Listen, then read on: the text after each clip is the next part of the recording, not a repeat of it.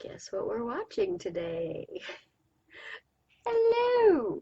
Welcome to another edition of Author E. Jamie Watches, a somewhat weekly show where I watch shows and react to them and entertain you all, hopefully.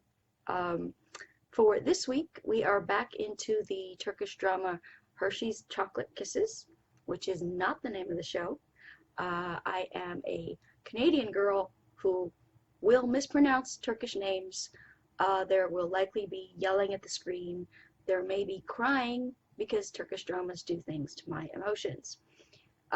So this is all I have left of my wine, which means I'm going to have to go and buy more because I know for the rest of this show's entirety, I'm going to need more wine. Um, so I try as hard as I can to stay spoiler free as I can, but part of my job as an author is social media, which means I cannot stay off Twitter and Facebook and those places because I need them to market my and promote my books. That being said, I follow, of course, a lot of Turkish friends on Twitter, um, and so I try and like scroll past any like mention of the show or what have you. Um, but I have noticed in the last couple of episodes, which again, this is episode 18, so I'm behind. I think you guys, in terms of live episodes, are up to episode 20, 21, 22, something like that. And I'm just getting a general feel that people are not happy. Um, at the same time, I've always find with, it was the same thing with Wounded Love, where people were like, they were just up in arms and in uproar about like certain things about the second season. And in my humble opinion, I adored the second season even more than I adored the first, and I adored the first. So I'm sort of taking everybody's annoyance with the second season of Hershey's Chocolate Kisses with a grain of salt because I tend to not react the same way that others do about certain things and things that they get upset about. I usually end up loving, so we'll see how it goes. I try and like not look at anything like specific, but just certain like comments here and there just give me a sense that people are not happy. So hopefully that won't be the case for myself, because if it does end up being the case, then I think I will still watch the show, but it might end up being a hate watch situation where I just scream obscenities at the screen, which might still be entertaining for y'all. So there we are.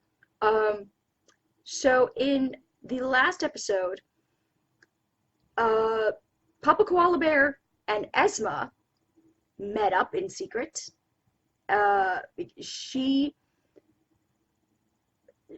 She knows something about his being innocent of having killed Moran's mother and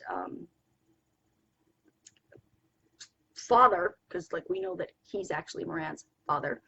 And so what exactly she knows, I'm not sure. I'm not sure if it's anything like specific or just the fact that she knows that he's innocent because she was around at that time. Moran made all the good decisions in the last episode. Rayanne, girl, you gotta step right, because that episode I was mad at you for the majority of it, meeting with a newspaper dude, which was just all types of wrong. But she made up for it, in my opinion, at the end, where creepy grandma was trying to like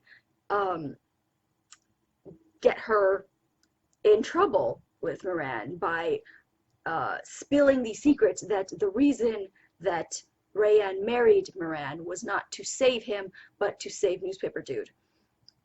Which she's partially right, but partially wrong.